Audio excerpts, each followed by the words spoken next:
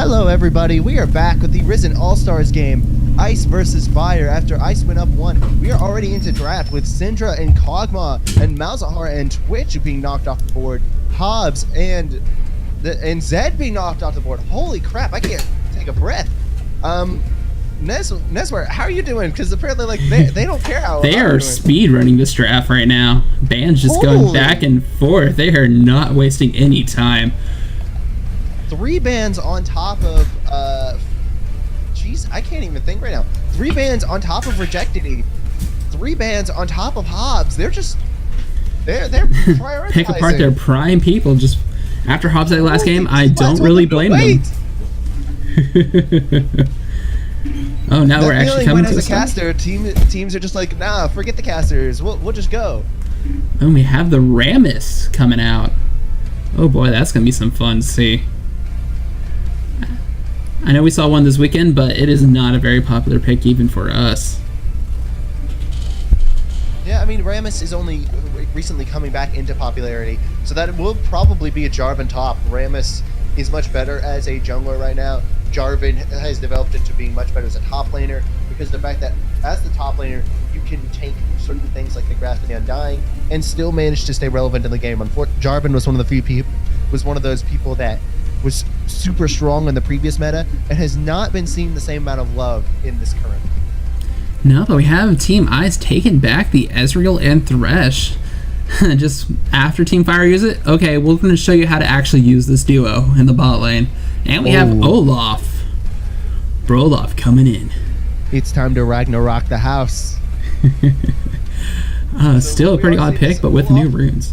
This Olaf is probably going to be going into the jungle, taking that Predator rune, which just will give him so much ability to initiate that unstoppable Ragnarok Olaf who can take, who can take that Righteous Glory, who can take Predator, go in with just a Titanic Hydra or a Black Cleaver, in the 2 tank items of Righteous Glory and whatever his tank item is, whatever his jungle item is, and then hop on top of teams. We have a Corki.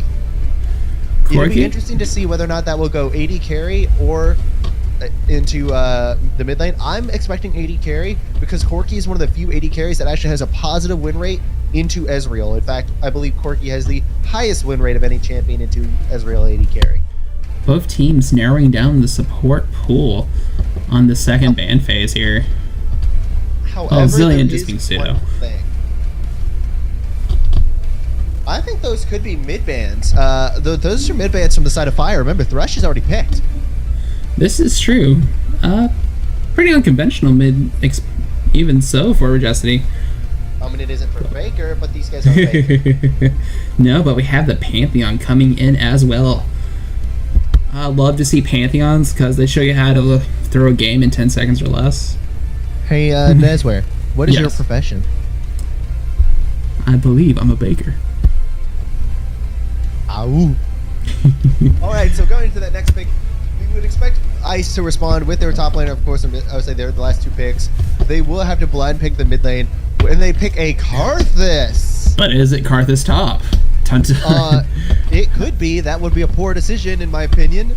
Now, I think you really need to have a beefier top laner, someone who can really be able to peel for these 2 carries of Ezreal and Karthus. Olaf is going to be the primary initiation. He's going to be the one that disrupts the backline and scares off the Corki and whoever is going to be in the mid lane for the side of Fire. Again, I'm heavily assuming that this Corki will be in the mid lane.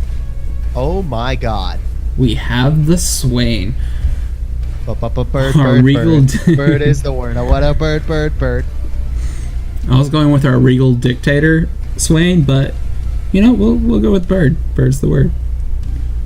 Best. The bird is the word. Best Swain out though. Bruce Swain should be a skin for all those who agree. Please PM write it. No, I can't wait till Swain's a rework because he's going to be awesome. In another Jin Zhao. Wait, that's a Pantheon mid. We hope this is a Pantheon mid. Oh my god, that's a Pantheon mid. So, sure. They went from going from no AD to pretty much all AD. Corki the only one trying to boost it back out, even though he's only 80% to 85%. I thought it was 70-30. It is pretty much for his autos. But then most everything just comes out divided, doesn't it? Yeah, but the good thing about Corki, though, is Corki is the only champion whose crits can deal magic damage. So there is that going into. It is 80% attack damage. Let's see, 80% magic damage, 20% physical damage. You were correct. Yes. Sweet. I love being So right. looking at this, we will for sure be able to tell whether or not it is a Pantheon top or a Jin Zhao top. They are making their picks here in just a moment. They're going through the regular bans in the client with the draft system that Risen works. Jarvan Pantheon apparently is a thing. I haven't seen it yet, but it's going to be fun to see. I will tell you, though, the engage potential of the side of Fire is absolutely ridiculous. But it does look You like have good a- hits running it back with Zen Zhao here.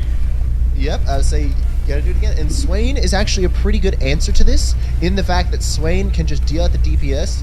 He can get an early AP item if he wants, and he wants to go with a little bit more spicy way to do it. He could go with the Morellonomicon. I have seen Swains do that into heal matchups in the top lane. Matchups like Mundo, matchups like Xin Zhao, where you have that constant ability to heal. And that Morellonomicon just provides that extra ability with the Grievous Wounds passive that it has on it. And like we said, it is a Swain top, it is a Karthus mid. This will be a tougher lane for Karthus. Oh my god.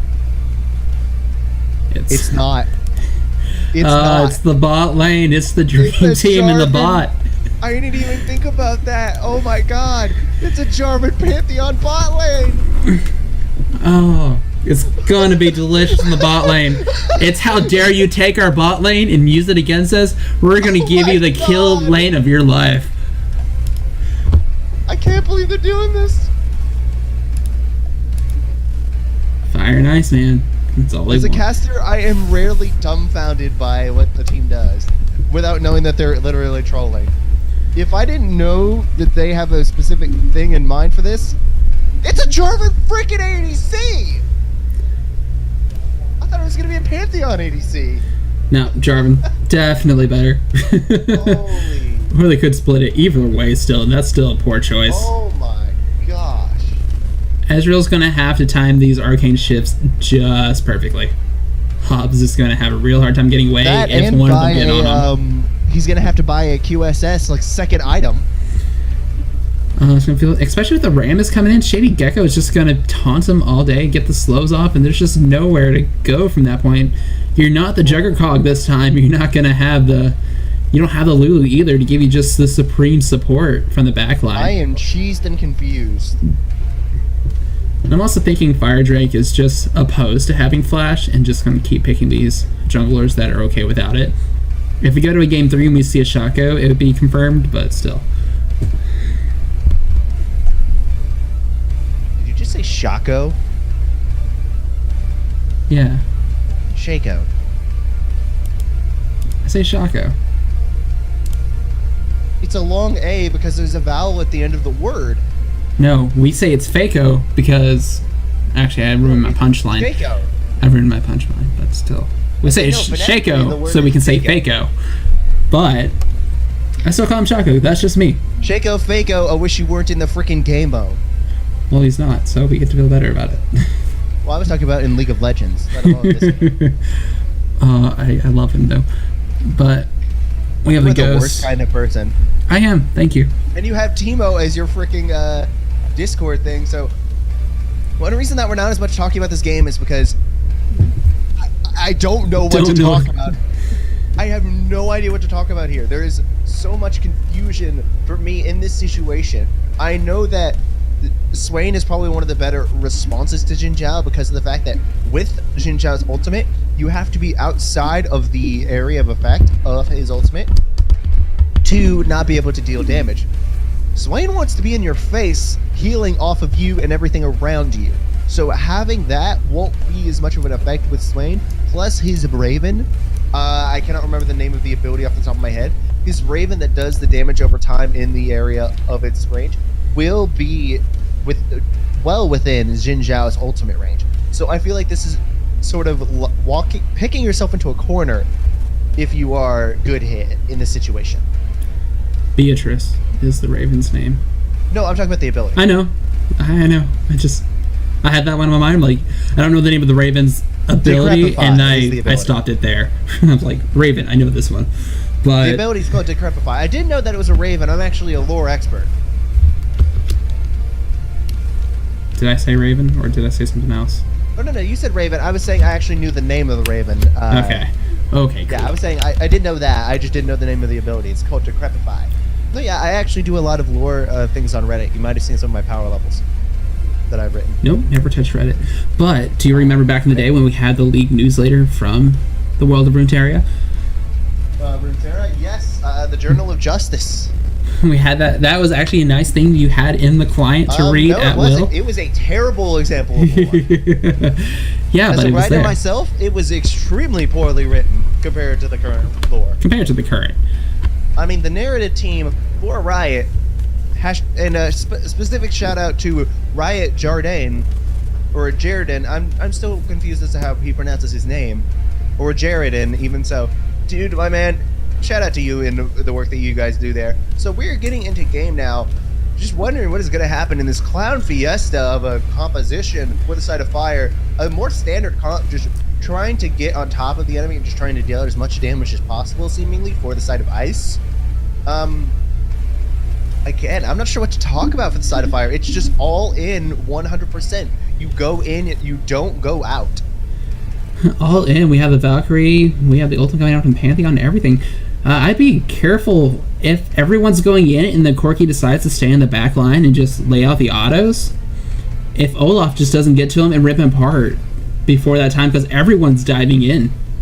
And that's going to leave Corki very separated from the team if he's not also Valkyrie in, which isn't going to be entirely the place he wants to be, compared to diving into a swaying Karthus. The problem is for fire, beyond the fact the obvious, is they also don't have much AoE damage. If you look at them, all of that damage is pretty much going to be single target. You have the Rammus, whose main ability is going to be the taunt and the reflection from his W, which is like that mini Thorn Mount. You have a Corki, who is mostly single target focused. In terms of the fact that he doesn't build the Ruinous Hurricane, he does do a little bit of AoE with his abilities, but most of his things are going to be focused down onto a single target. Jarvan is going to be jumping in on one, maybe two targets. Pantheon is definitely one of the most single target champions in the game in terms of pressure, and Jin Zhao is one of the few champions that actually beats him out for single target focus in that situation. There's practically no AD, and also there's no teleport. The closest thing that you have is the Pantheon man drop. What we can say, at least for the Jarvan, he's able to baby cage Olaf with no possibility of escape, not having a flash for himself. So that being the ultimate counter to him from stopping him from going anywhere near the Corki in the back line. I will also say, I will give a lot of props to the side of fire for coordinating their skins. We have 3 Dragon Slayer skins on the side of fire. If only they had a Braum instead of a Pantheon and moved the Pantheon to jungle, they could have had a 4 Dragon Slayer skin team. And we just trade. Okay, Braum jungle, Vayne ADC, Oh my. and then we have the full. We got. Yeah, I was say Braum and that. You could even throw in a Dragon Sorceress Zyra if you want in the mid lane. If you want some real Dragon Slayers. Okay, looks like we're starting to get Jeez, this is gonna into be game. fun. Alright, so I guess I'll start by introducing the teams. On the blue side, we have Dominate Ice with the standard composition of a King's Land in the top lane on the Swain. We have Fire Drake 200 on the jungle Olaf. We have Jensen on the mid lane Karthus. We have Hobbs on the AD carry Ezreal. And it's the afternoon, tonight, on the support Thresh. We're hoping this is the AD carry Ezreal. Would you like to introduce the red side? All right, if you insist. On the red side, Team Fire, we have Good Hit 556 in the top lane as our Zinzao expert. We have Shady Gecko 13 coming in with the Rammus, Rejectity coming as Corki, K-Flux, I'm going with K-Flux the entire time now, as our J4 and Ismith coming in with Pantheon. A very unique bot lane. Hopefully you listen to it, but Shea Gecko hiding in the bush. Repeat performance from Team Ice. We have a 5-man invade coming in. Gonna hopefully jump in onto the Pantheon. Not sure if they actually been seen yet. Nope. They have. Remember, they did kill that ward in the bottom lane that was placed down by Isthmus. They did have to kill a ward, and they were spotted out by Shady Gecko. So it was obvious where both teams were. Also, I would like to point out that it is seemingly odd. A lot of the invades in this meta have come from the blue side. I have not seen nearly as many red side invades. In fact, the invade by Team Ice last game was one of the first red side invades I had seen the entire patch. But a lot of blue side invades come out. So it's not surprising to see that Team Ice wanted to make something happen early. Also, we do see the double relic shield bot lane for Isthmus and Keflex. So. But now it's not as odd, I would say, compared to the Ezreal carrying it on as well and then going AP. Having the J4 and Pantheon both carry it definitely doesn't seem as odd to me. And they're just going to power. And they are able to get this early lead. Feels good. First stack your Kleptomancy gets you a bag of gold. Yep. Oh my god, the damage. Only going to give him 30 gold this time, though. Oh, I was talking about the damage in the top lane. So one thing that we are looking for here is the early game pressure of Pantheon and Jarvan. If they can get it applied, they can actually start snowballing this lane. But that's the thing, they have to get it. Pantheon already going down, getting on the Hobbs. Ignite comes out, Flash is used, but it's not going to be enough. First blood going out with Kalex. I'm sorry, as you Hobbs, were saying. Don't hate me. Don't hate me for caster cursing you, Hobbs. It's not my fault. It's yours for positioning that far out. I'm sorry. As you were saying about Hobbs, please continue. Hobbs, that was 100% your fault. Don't blame me for caster curse. Never no, but right there, what we did see is that early game of Jarvan Pantheon. Good hit, getting down a lot of damage on the King's Land. Not going to die this time. The power of this lane is very much like the power of Pantheon top lane. What you do is you want to focus those kills onto the Jarvan, get him ahead, go with that full AD assassin build, and then just have the Pantheon build a little bit good bulkier. hit, walking up, face checking up to Fire Drake. Never move, comes out, going to get the root onto good hit. Not going to be enough to take out Fire Drake along with him.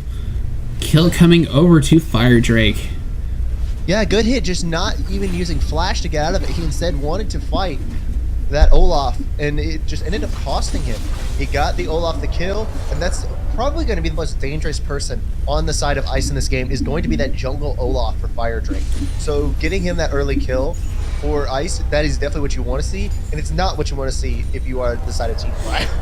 Just a little bit not prepared on the side of good hit. He waits to he's right before the brush to place his ward. I understand you want to get it that few feet deeper, just those couple units more, but you're essentially still bush checking yourself right beforehand.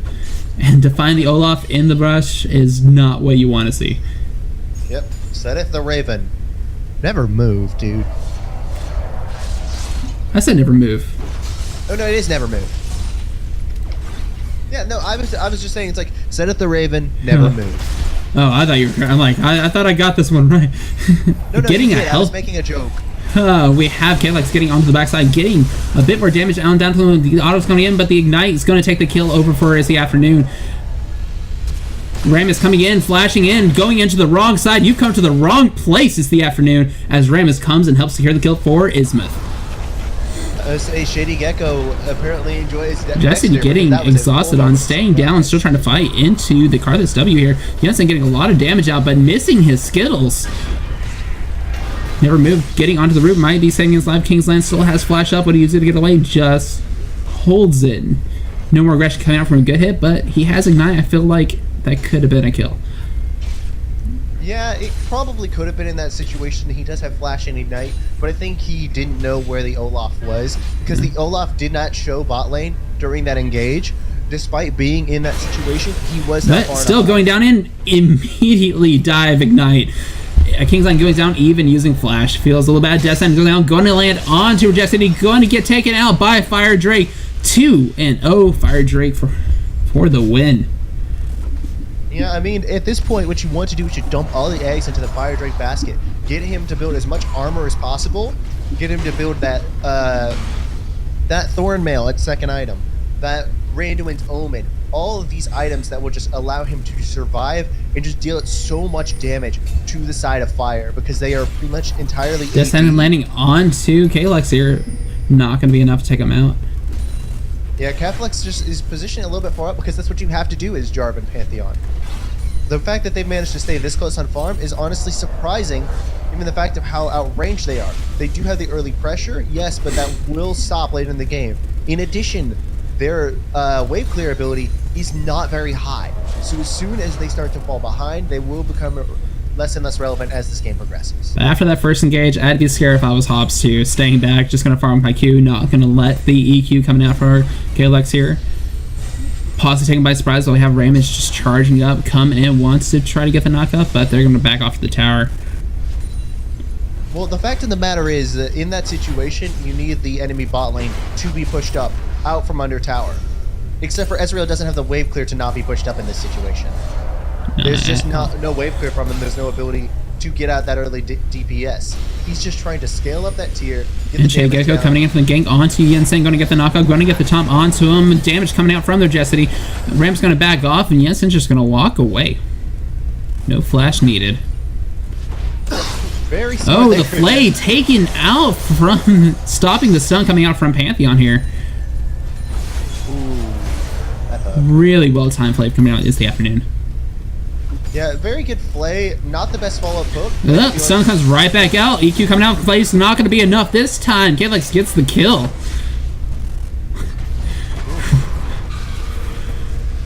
When it doesn't work the first time, try again. Ruthless aggression. There's more taunt coming out onto a King's Land. Ult coming out, but not going to really be enough to save his life. Going to get dive down onto the tower. Not feeling committed enough. Not having enough armor.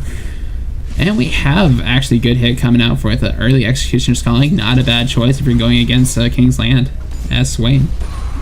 Yeah, you really need it going against Swain. You need that early thing. That's one of the reasons that Swain does a lot better into AP matchups, because of the fact that he can get that early Spirit Visage, the fact that the Morellonomicon is really the only item that applies those Grievous Wounds for AP casters, so it really hurts the fact that he's going into an AD matchup, especially one who is snowballed this hard on him this early into the game. Yeah, right now, Good Hit is the best thing going for the side of Fire. Yeah, able to build that so early. That healing coming out from his ultimate is not nearly enough to surpass that at this point. And Good Hit's just showing no fear. Going to dive onto him any point he can. Going to keep that fear in King's Land's eyes. We have Fire Drake coming out onto Regicity, but we have Ramus coming to try to save Dade. Ragnarok coming through a bit too late. If he wanted the kill, he should have used it just a bit beforehand. Knockup able to save the life of Regicity. Yeah, and also, say it's the afternoon is on top of a ward. Clearing out some pink, we're getting some vision down. Not much to do when your Ezreal just needs to sit at base. I Tower. feel if that if that Ragnarok had come out just a little bit earlier, then it could have easily been picked up by Jensen on the follow-up for that kill. Oh, I also definitely. am not the biggest fan of a Kingsland's choice in runes. I feel like the Arcane Comet would have been much better on Swain than the Aerie. Yes, the Aerie is able to go out more often, but Arcane Comet does more damage. Also, Swain's abilities don't really synergize well with Electrocute, so that's why I would suggest him taking that one specifically. And when you're able to spam your Q so much as Jansen, the Comet comes up still relatively fast. Very relatively fast compared to Electrocute, yes. Yeah. Also, another thing I'd like to point out is that the bot lane of Fire did go for the full AD build. They are not putting any sort of tankiness into them whatsoever. Oh, Valkyrie coming in from the Majesty, going to get the slowdown. Exhaust coming out from Jensen, going to be enough to almost save his life. He's not yet backing off from this fight. He still wants it. Last auto attack comes in, Majesty coming in to save the day. I guess he felt Firedrake would be there a little faster. That, and I think he thought that he would hit those last few skill shots, so his ultimate could hit so that way the Requiem could just end up killing Rejectity off the back of that. Again, they are leading the early game. but their late game team fighting will be far less superior than that of the side. Pantheon coming through, going to get on the dive. Flay's going to be enough to just knock him out of the way. Thresh comes to flash out. Rammus is there, going to get Death Sentence. It's going to stop up. Taunt coming out onto him, not going to be enough. And he's going to take Hobbs out. Taunt's just enough to kill him. And again, Hobbs pulling a double lift and not flashing away before the CC came out. And we have Shady Gecko meeting Fire Drake in the vein. No Slow's going to be coming out on the Fire Drake with the Ragnarok coming out. And we have the fight coming in, but still slightly turning into a Kingsland's favor. Yeah, overall, this early game is just going all the way that Fire wanted A good hit's not done just yet. Going to get the knockup onto Kingsland. Ignites enough to kill him. He's going to just sit here, walk away. Style points. Ooh, guys, don't look at explosions. Ocean Drake, first Ocean Drake coming again for Fire. They walk away and take an Ocean Drake. Jensen now just getting poked out by Majesty here. Yeah, overall, the Corki does have a little bit of advantage because he's got the range on Karthus. Most of Karthus' abilities are mid-ranged at best, with his main Q spam being a lot lower range. Oh, well, we have the dive coming on to Hobbs and just immediately deleted. True Shot Barrage not going to be enough. We have the Afternoon going to whiff on the Death Sentence. Pantheon going to be there, just going to flash over the wall, get away to save the day, and Fire Drake's not going to be able to catch up just yet. Though we might having a collapse in the mid lane. The Afternoon trying to kick okay for this. Caught on the wrong side of the tower. Fire Drake's going to come and pick up this kill one axe at a time. But no, Shady Gecko comes in and knock up, gets the taunt. But now he himself is actually just going to walk away and don't want that fight any longer from the side of Ice. Yeah, this cheese composition so far is working for Fire. I'll say Ice is just looking at there going like, what are we supposed to do against this? We can't abuse Ezreal right now because every time he steps up the farm, he's just going to get jumped on by Pantheon, jumped on by Jarvan, and just blown up overall. In this situation, you really have to start playing for that mid to late game and start protecting your Ezreal a little bit more. He is going for the Iceborne Gauntlet over the Trinity Force, which in this situation is the better idea. He needs that if he's going to survive any of these fights. What we also need to see is a Kingsland just start playing a little bit more passively. He keeps pushing out these waves. He needs to freeze the wave a little bit closer to his tower, that way he'll have an easier avenue of escape. And Shady Gecko just being on the front swing of these gangs, while Fire Drake's just showing up to each fight just a bit too late. Right place, just almost not the right time. Yeah, let's say the cheese good hit coming out. Never move. Is just going to get knocked out, but not going to be enough to take it out, but still taking a harsh punishment up in the top lane. Seems One like thing I don't like out of Jensen here. I don't like the Catalyst start over the tier. As someone who plays Karthus a little bit myself, I prefer the tier build just because it allows you to spam more, especially against an enemy who has the higher DPS output in the early game, such as a Corki. I think it's a better idea to go tier in this situation. This time we have Fire Drake coming in for the lane gank. Not going to throw the action shot, not going to be able to get the slow up. Slow hits, connects on a good hit, and they might actually start committing, but a Kingsland just backs right back off. Hobbs using the stopwatch that might save his life just for the moment, though. Well, we have the full man dive on the tower. Isma is taking a bit too many tower shots. Going to... The towers... No one else has tower to go? Okay. Thresh getting a kill in return. Yeah, this is going to be first break for the side of Fire. It's just... Overall, I apologize. This cheese is working. Let's say it's turning out well for Fire. Ice has no idea what to do in this situation. And when it comes to team fights, you have to think that the leads that are being accrued by Fire will just translate into team fight wins. I mean, if to put it into any reference, there's 1,300 gold difference between Kelfix and Hobbs. A 1,500 gold difference between Isthmus and It's the Afternoon. Another 1,500 between Rejecti and Jensen. There is a lead for every single member of Fire, and the only one that isn't up in upwards of 1,000 gold is the jungle in Shady Gecko over Fire Drake. That's only a 200 gold lead, with the biggest being that 2,000 gold lead in the top lane. This early game is going so well for Fire that they can really just look to snowball out the game from here purely off the fact that they are winning based on cheese. Just get a pick and run it down mid. They can't stop you. And Ezreal being the sole pretty much once we hit this mid to late game, the sole AD threat. And with the Iceborne, it's not going to come out as much. Yeah, it's not going to be nearly as much AD as you would have had otherwise, but you will last a little bit longer. You are now 4 deaths down. So the only person you're looking to carry right now is Fire Drake. This is not what you want to see if you're ice. This cheese is just overpowering you. That stench, the stink of this cheese. God, it must be blue cheese. Actually, no, I guess it's red cheese on this. Death Sentence lands onto Jesse, but he's just going to Valkyrie right away. Gonna have to use it away. It's not like we need the package or anything. We have 2 Dust Slays built into our bot lane. I'll say he has literally everything else in engage. He does not need that that package at all. And again, this early game pressure is just allowing them to do this. Just walk up, put the Red Turtle down, and they're going to be able to take this tier 2 mid, I believe. Oh, we have the Captains coming onto the back lane. They're not going to actually trap anyone inside except for this the afternoon. And taking all that tower aggro, not going to be enough. We have Jesse on the wrong side of the tower. But the stun coming out onto Jensen, not going to be able to do anything. This bot lane just destroying the entire team fight. Well, Corky picks himself up a kill. I am surprised that we didn't see the Requiem come out from Jensen. Oh wait, no, never mind. I apologize. It is on cooldown. I thought, okay, where's the Requiem in this situation? That Corky probably is somewhere close to low enough. And we have a good hit just pressuring up this top lane. Shady Gecko coming in support in case they want to try to make that dive, but it's probably not the smartest choice. Again, these gold leads are so significant for the side of Fire that they can't really lose 1v1s in this situation. When the smallest gold lead is 700 gold and the largest is 2100, you know there's a problem. I would say if you're on the opposite, I'm sorry, 2200, and when you're on the opposite of that, you know there's a problem. The problem is you're getting just demolished in this early game.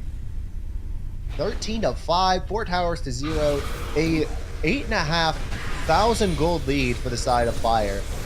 Just turning around what was a massive lead thrown in the first game. And we have Team Fire adding another Drake over to their side. Oh, we had a good hit trying to take the 2v1, but all the CCs is going to be just enough to force a King's Land to flash out, but going to flash in, going to get the kill onto a King's Land. And he's looking for more. This is not the place that the afternoon wants to be in. Just no one can stop a good hit. No, and the greed there from a King's Land showed, and it got him killed and allowed Good Hit to come back. If he had stayed at a much farther range outside of where Good Hit could flash engage on him, he would have been much better, because also with this Predator, I would say, no, actually no, with the Predator Olaf nearby, you could have easily we have Shady Gecko coming in onto Hobbs. He can just go nowhere. Even the jungler's got his number. There's absolutely nothing he can do. Don't forget the sheer amount of damage done to whoever's taunted up by Rammus, purely because of the fact that he has that chain vest. I would say he has that bramble vest. He has that W. Death Sand landing onto Shady Gecko, but that's really not the target you want. You don't want to go anywhere. Ragnarok going to have to come out just to save his life from the following CC. What Jesse do you have coming to Valkyrie? Going to get the Death Sand on. Going to be drawn on the tower. Cataclysm coming out onto Jensen. Going to be stuck in there trying to go down, and Requiem might be enough to come save the day, but we have a snipe coming out from Hobbs. So Jensen does not get a kill with the Requiem. No, and Jensen still is just sitting there with pretty much no participation at all. I'll say there was a little bit of kill steal there from Hobbs, scumbag Hobbs. And we have the jump coming out on the Hobbs again. This is what you get for taking the kill. Heal is coming out, but he flashed right back into the fight. What? Just gets speared down. Shutdown coming on to good hit from It's the Afternoon, while we have bot lane from Team Fire taking in the bot lane. He was trying to go for a flash mystic shot onto Rejectity, but unfortunately Isthmus and a couple minions were in the way. Jensen just can't do anything but play some skills and just try. It has no damage to them. And the BM coming out from Fire. Just walk away, and that's good. They just take the inhib for nothing at that point. Yeah, at this point, I'm kind of surprised that we haven't seen someone do it, but we are seeing a little bit of BM come out, so that probably will be addressed. Fire in just such a commanding lead at this point. It's really going to be hard to see. I think it would be extremely, extremely difficult for Ice to manage to win this game with how far behind they are. They're currently 11,000 gold behind. We need a miraculous team fight for a pentakill for Hobbs. I doubt he could get the pentakill. He doesn't have the damage.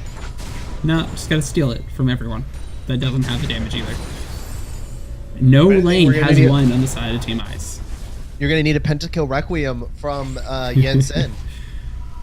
And hope it just works. He's going to stop the back, but Fire Drake's going to find himself in a position he doesn't really want to be in. Catapult is coming out, catching 2 in the back line, but he doesn't want to be there. Ragnarok going in, but he's going to get himself dead. Jensen there trying to get some damage out, going to get caught up, almost might get good hit, and he takes out good hits, turning himself a second kill. But we have Jackson just going in with the damage, no fear, just turning it back onto It's the Afternoon. King's Land is next. Nothing's going to stop Rejecity. Wants revenge for the last game. Pantheon coming in, going to come out from behind the tower. A little awkward, but going to take out this T2. Yeah, and right there what we're seeing is just the lead of Fire just coming in handy. I mean, this Ezreal is 1-7. This top lane Swain is 0-4. They have no gold on them. They are down about 3,000 gold in the top lane and about 2,000 in the bottom lane. There's just nothing that can be done at this point by Ice to really recover these team fights. They're just so far behind. So far behind, and no one's optimized for a pure damage threat. Everyone's just kind of slightly bruised wrists on the back end. And that's just going to be Baron going over to Team Fire. Because Team Ice has no idea it's happening. They can only guess and hope it doesn't kill them. Yeah, saying those guesses, they have that hoping won't do much good when you have that immediate stun from Pantheon Jarvan coming in to take you out.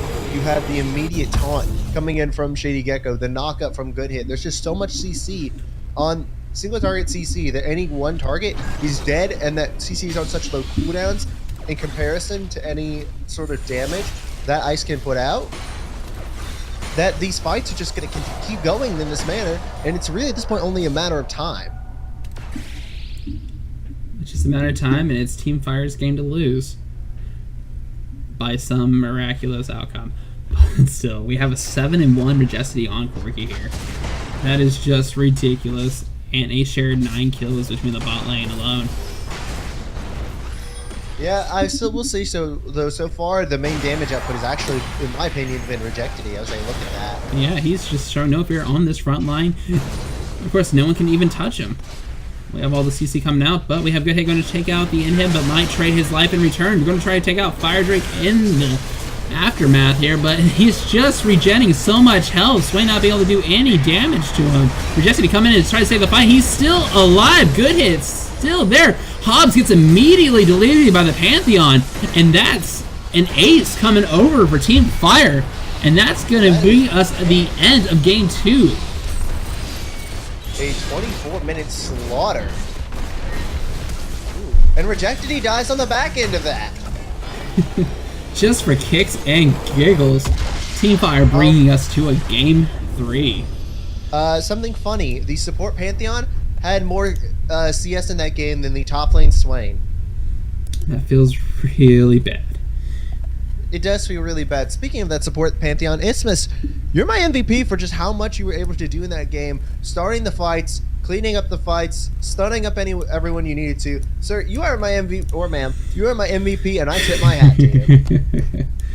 Had to be politically correct in this day and age. No, that's fine. You do you. I'm saying you have to, or else people will complain at you. Oh, but we don't have to listen or read emails. All right. All right. Team Fire is going to take us to a Game 3. We're going to be right back after this intermission. Don't go anywhere.